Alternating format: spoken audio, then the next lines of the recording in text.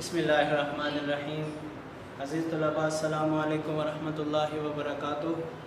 عزیز طلباء، آپ جانتے ہیں کہ آج ہم لیکچر نمبر 6 نویں جماعت کے اردو کے 7ویں سبق آرام و سکون کا پڑھنے کے لیے حاضر ہوئے ہیں، اور آپ حضرات کو اس بات کا پتہ ہے کہ آرام و سکون کو ہم نے سب سے پہلے تو اس کے مصنف کا تعارف پڑھا، پھر ہم نے اس کی بلند خوانی کی تفہیم کیا، اس کا خلاصہ، اور اس کے بعد پھر پیراگراف کی تشریح، اور اب ہم انشاءاللہ مشق کی طرف آ رہے ہیں۔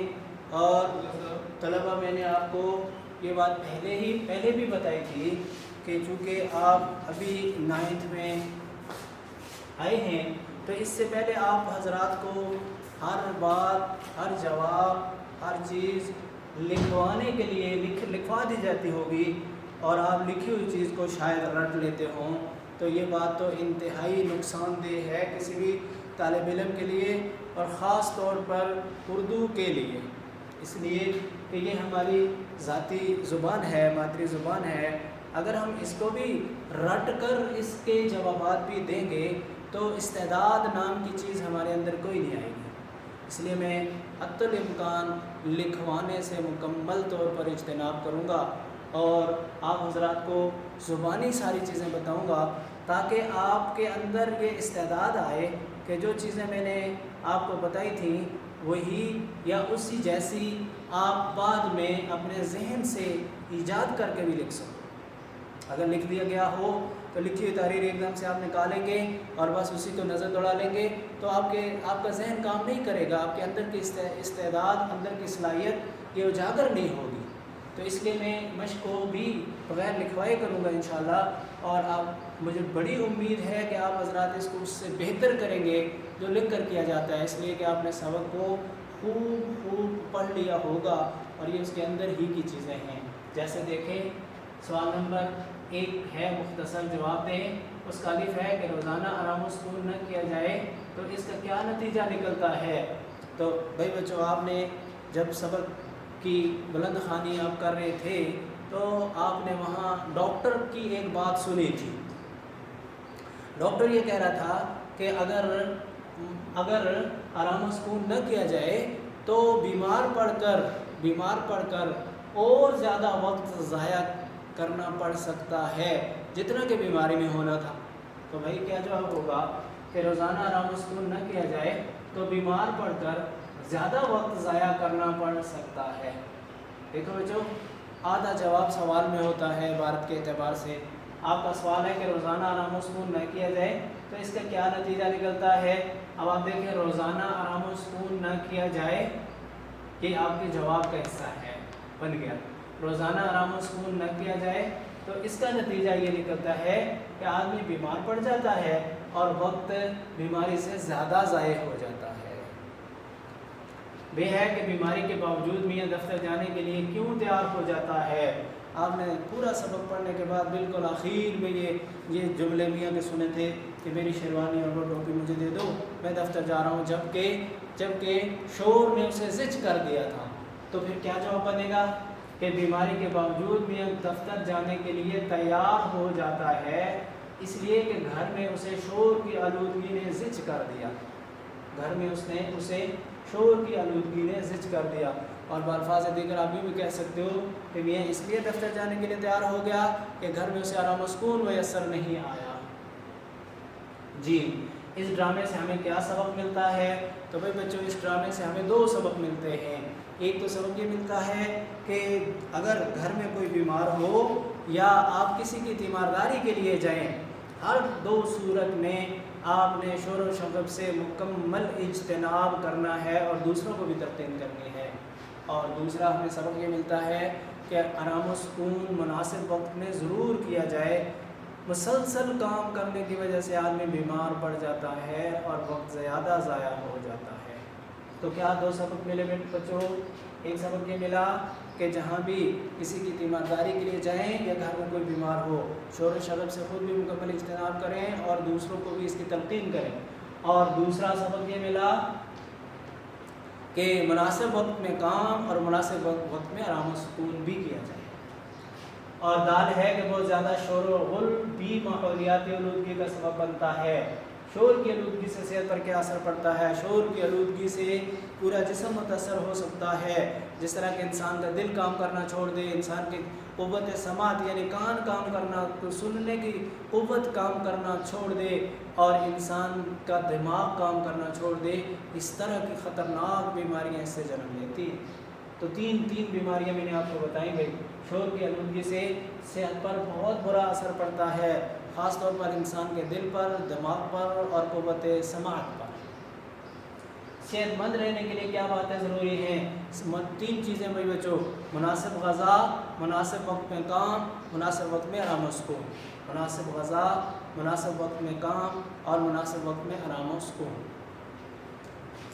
ہمسائے کی کون سی حرکت سے میاں کے آرام میں خلل پڑ رہا تھا؟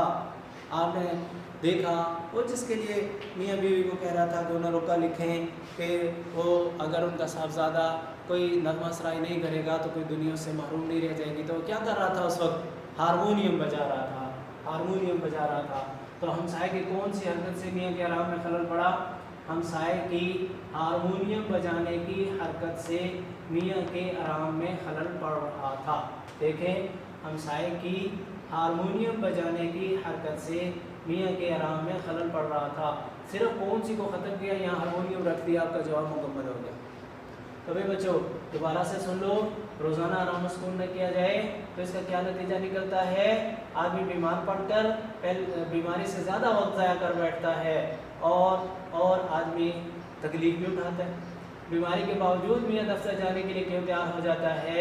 اس لیے کہ اسے گھر میں آرام و سکون میسر نہیں آیا، وہ تنگ آ کر اس نے یہ فیصلہ کیا۔ اس ڈرامے سے ہمیں کیا سبق ملتا ہے؟ کسی کے گھر تیمارداری کے لیے جائیں یا گھر میں کوئی بیمار ہو تو شور و شغب سے خود بھی اجتناب کیا جائے، دوسروں کو بھی تلقین کی جائے۔ اور دوسرا سبق یہ ملتا ہے کہ مناسب وقت میں آرام، مناسب وقت میں کام کیا جائے تاکہ کام کاج کی زیادتی کی وجہ سے بیماری مول نہ لینی پڑے۔ بہت زیادہ شور و شغب ماحولیاتی آلودگی کا سبب بنتا ہے۔ شور کی آلودگی سے صحت پر کیا اثر پڑتا ہے؟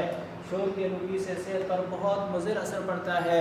انسان کا دل متاثر ہو سکتا ہے، دماغ متاثر ہو سکتا ہے اور انسان کی سماعت بھی ضائع ہو سکتی ہے۔ صحت مند رہنے کے لیے کیا باتیں ضروری ہیں؟ صحت مند رہنے کے لیے مناسب غذا، مناسب کام، مناسب آرام اور مناسب ماحول۔ ہمسائے کی کون سی حرکت سے میاں کے آرام میں خلل پڑ رہا تھا؟ ہمسائے کے ہارمونیم بجانے کی وجہ سے میاں کے آرام میں خلل پڑ رہا تھا۔ لو بھائی بچوں، سوال نمبر 2 ہے واحد کی جمع اور جمع کے واحد لکھیں۔ آپ نے یہ واحد اور جمع کئی جگہوں پہ پڑھے ہوئے بچوں، تو آپ دیکھیے کہ آپ نے کتنا ان کو ذہن میں رکھا ہوا ہے یا آپ کی طبیعت میں یہ کتنے راج پاس چکے ہوئے ہیں۔ اس کو دیکھنے کے لیے ہم اپنا امتحان گویا کہ یہاں لے لیں گے کہ سب سے پہلے تو یہ دیکھیں گے کہ یہ جو الفاظ ہیں یہ واحد ہیں یا جمع۔ تو اگر واحد ہیں تو ان کی جمع ہم نے بتانی ہے، اگر جمع ہے تو ان کا واحد ہم نے بتانا ہے۔ وقت واحد ہے، اس کی جمع ہے اوقات۔ ضرورت واحد ہے، اس کی جمع ہے ضروریات۔ ہدایات جمع ہے، اس کا واحد ہے ہدایت۔ غذا واحد ہے، اس کی جمع ہے اغذیہ۔ اغذیہ، الف غین زال یہ اور ہے، اغذیہ۔ طبیعت واحد ہے، اس کی جمع ہے طبائع۔ طبائع، با الف اور حمزہ اور عین، طبائع۔ اور ہمسائے